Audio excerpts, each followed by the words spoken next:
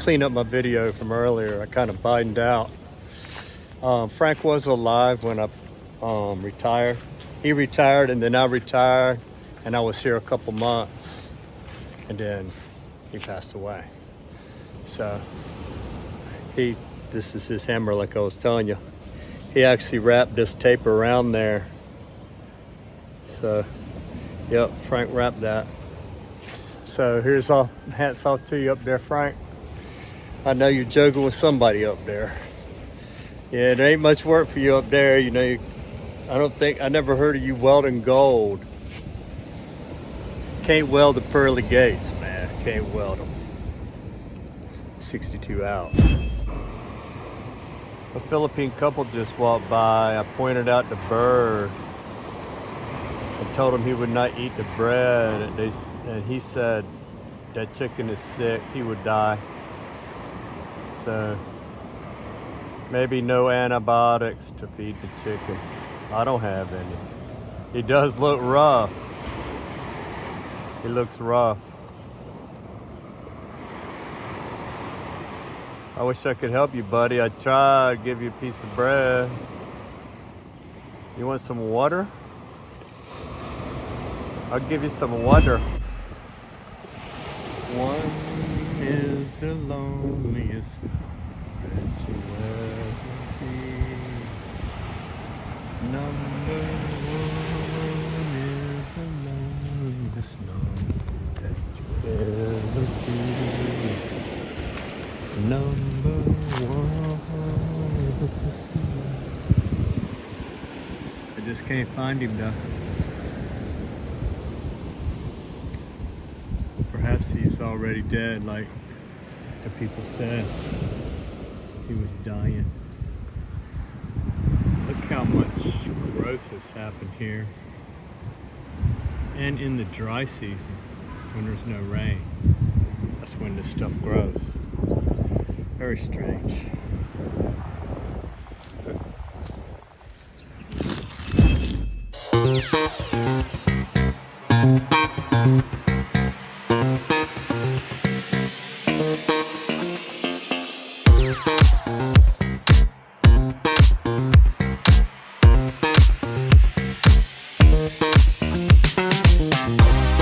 I'm here at the Kangan Bridge.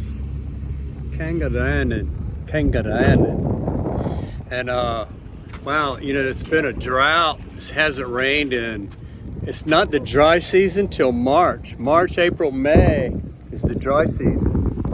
And but there's a drought, so wow, you almost hit that motorcycle. There's a drought, so the last 3 months it's just sprinkled one time for like 5 minutes. So I'm gonna show y'all how dry it is. It's unbelievable. But you see the water back there. I guess it hadn't rained up in the mountains either. So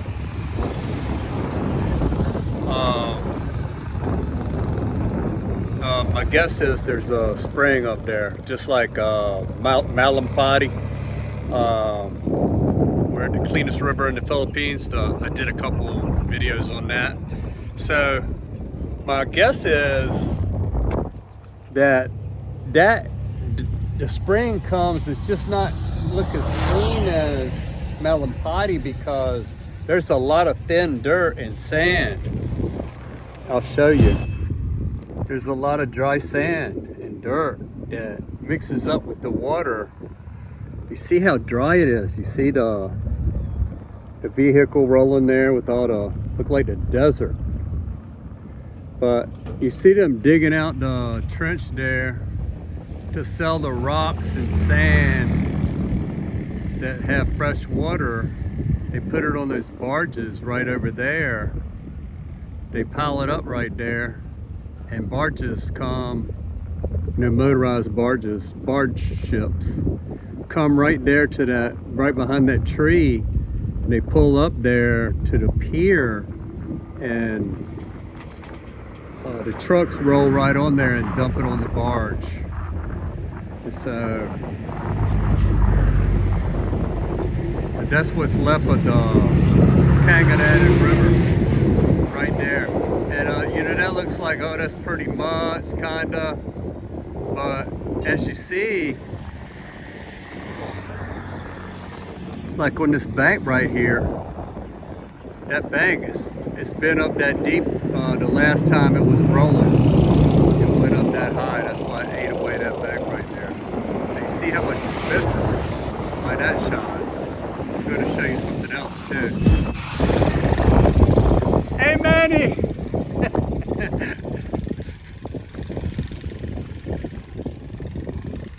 Oh, the flood marker's right down there. I will go down there and show you. That's the one right there in the center. But you know, water was flowing right there, high, when I last looked at the marker. March, April, May. That's the historical dry season. So we'll go down here and check out the flood marker, and I'll show you where it was at one time. You can see right there that that's barely any flow right here on this little section. It's not that much. That's like a stream. And that's the main channel right there. But I tell you what, I saw somebody walking across that big span. It was only up to their middle of their shin. So that tells you how deep it is. Not very deep at all. So it's not really that much water. I'll show you, since I've been here, I'll show you where it was up to. It was up to that 8 right there. So, that, I don't know if that's feet or whatever that is, but whatever it is, it was up to there. Alert level. No, almost up to the alert level. Or what's that 9 it was at? It was either at the 8 or the 9 on that scale right there. So look how deep that is. That 9 is bigger than 9 feet. Because if I stood down there, I don't know, I might be at that 6 foot, almost to that 6 foot level. Wow, this bridge is jumping. When that bus just passed, it's jumping. Man, that's the killer buses too. I gotta be careful here. So, you see that they dig gravel and rocks and sand out of here to sell for people to make concrete with in other cities. Here it's in Iloilo, but also here the Chinese buy some to make islands with. I'm not sure if that's the truth. That's a rumor.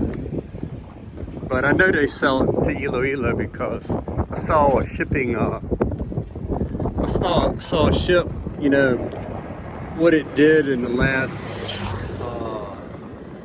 you know, what its route was. It was back and forth to Iloilo from here. Ship's manifest, I saw it. All right. I'm your father. All right, let me get out of here before I die. There's a truck coming, so let me yak a little bit more. I'll show you a 360. There's the truck coming down there. And it's beautiful around here. Right now, it's baked. So, that's a 180. Boom. That truck was going where I live at. I'm getting ready to go there now. Yeah, I like looking out there. And, you know, I like patrolling my balcony. Look, I come down here to the end. Can look down on the ground and see what's going on. Look up the stairway to heaven up there. Check to make sure everything's going good. And check my bananas. And there's one right there, a group. And then there's another kind of funky looking group right here. I don't know, that's a new one. So they're not well formed. Then I think the next ones that are going to be, it's those right there. Ooh. They're starting to get some of that black on them. I don't like that.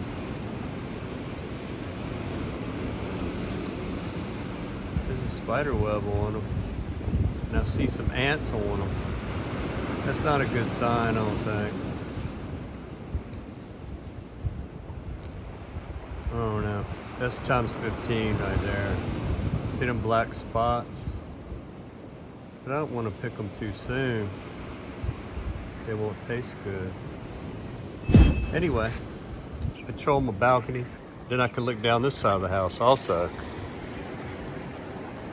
These are money plants people gave my wife at the beginning of the. Then you know I can see down in here in the banana trees. Everything's so dry right now because we're in like a drought. We're in a drought before the dry season. See, I can look down there. I can see the well down there. Right there. See the hand pump? That's one well. And the other well is out of sight. So, not gonna be no problem with the wells. I have switched back and forth a couple times. You know, one will go dry, like when a couple people shower and a lot of washing clothes, the washing machine, and also their hand washing. One will run out. It cannot supply a vigorous water thing, you know, so it will last like a week at least, even during a rigorous time. And then that gives the other well a whole week to completely fill up. So with two, it works out perfect so far. I don't know, I'm sure I haven't ran into the most craziest drought ever, you know.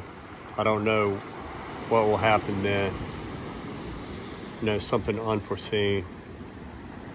We'll see. I'll truck some water in. That's how we'll do it. We'll get some more of this, you know, office water, whatever it is called, but what we drink right here. You know, already I just went and got 5 of them. They're all full. Because when I get to the last one, which this one's almost empty now, but if I had to, I could go get 20 of these. And, you know, we'll use probably one of them, take one of them to rinse off with. I don't know. You still could hand pump something. Pretty sure. We shall see when the time comes. I just was watching the sun go down, and this rock right here lured me out here. Hey, somebody pitched a tent on the beach down there. Yep, this rock right here got me. I want you. Wow, that looks heavy. Lord have mercy. How'd you heavy rock like that? It probably just got dug away by the hard surf today. Wow. Let me get this thing back up there at my fence.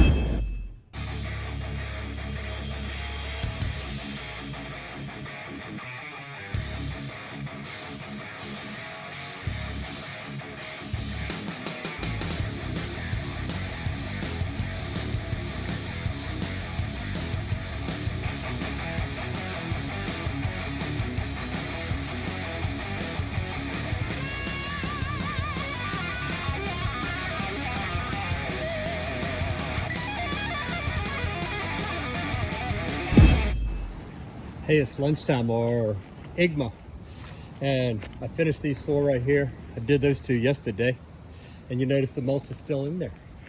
And I did these 2 today. I still got to put the little ties on there, but I think they're all right now. Anyway, it's lunchtime, like I said, and just a little shout out to somebody I used to know. This is his hammer, and you know, I hit these down with this hammer. It's actually a chipping hammer, but it's good and flat on that side, so I used it. And when I retired, I was looking forward. He retired a little bit before me from Kalana Shipyard, and I was looking forward to, you know, we used to joke back and forth all the time. I was looking forward to my retirement to joke back and forth with him my whole time, till the end, to the bitter end. But unfortunately, he passed away before I could retire. It was only like a couple months after he retired. Anyway, here's to you, Frank, and thanks for helping me again. You know, he was my welder, so thanks for helping me back then, and thanks for helping me put up these cages right here with your handy dandy hammer. Peace. So I got a couple Angus patties in there, got some slices of that mozzarella that I just bought. I got the beer, got the shade, got the pan, got 2 Angus burgers with that mozzarella I just got came from Denmark. There's only a couple places you can get that. Some chips and guacamole, dude. Coke Zero. I'm styling, bro. Well, I gotta gather my lunch stuff up because I had to cut my lunch short because I saw that. It looks like the skin of a snake where he molted. I don't know when it happened and where he's at. I don't know if it's a tree snake or what. What is it? But I don't know where it is. So I have to wait and check around here. And then down below, there's a lot more of it. Down below this thing. So he might not be far away. I don't know if it's poisonous or not. But I tell you what, I'm not taking no chances. Yikes. You get my stuff. He might still be molting. Just don't get the rest of him out of there as well. So when I was eating lunch earlier here, I saw that snake skin. I don't think he's going to be out in the sun, but I don't know what kind of snake it is. And what if he's comfortable in the skin that he's in? He didn't want to leave it. Haha. I don't got to stick my hand down there. He might be attached to the other side. Boy, there it is. Wow. It could be anywhere.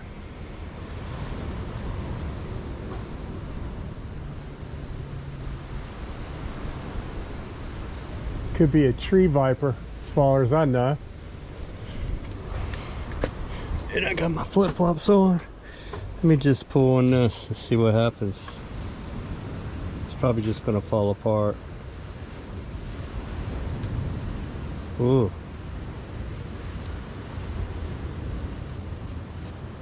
Oh, it ripped. Is it still attached? Oh, there's some more of it down in there. Yikes. Let me go. Ooh.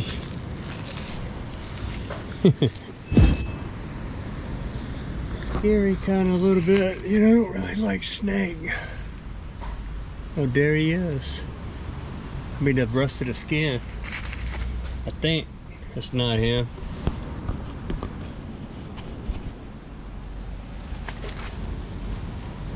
See right there. Okay. Let's get it like that. What?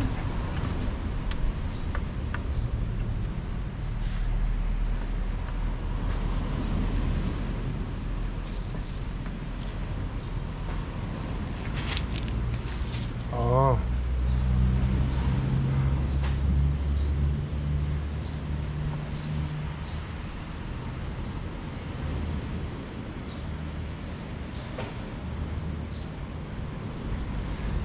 So there's part of it. Let's go check it out. I don't really want to walk in here, not to tell you the truth. Then you got this part. It's pretty long. I don't think it's a great big snake, but ain't no baby neither. If he goes out there, and that connects it there. So you see how long he was. Could have been fatter than that and it shriveled up, you know, but oh no.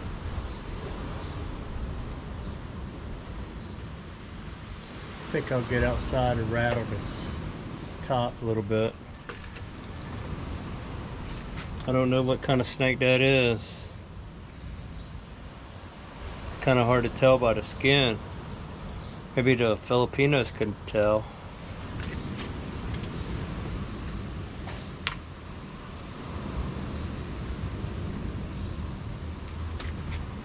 Because this is their country. Hi.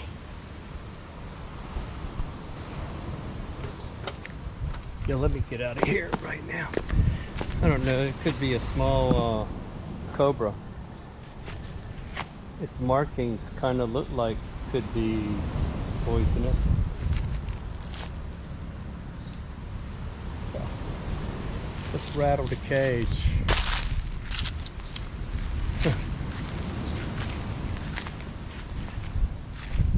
Know what I'm going to do with this? Let's put it over here. Something tells me, you know, he lives in a Bayacubo. That's why I got out of there earlier. There's a lot of place up there for him to hide all over it. It's nothing but crevices and cracks. Let's rattle his cage a little bit.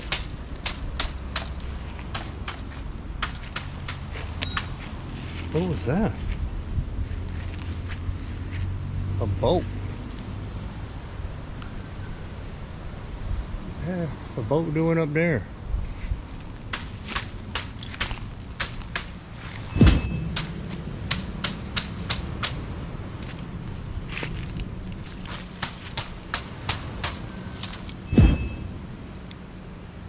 Don't see him on the inside or nothing.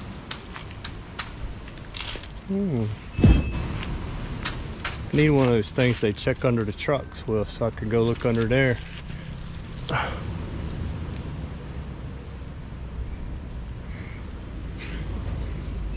There's the end of bamboo right there.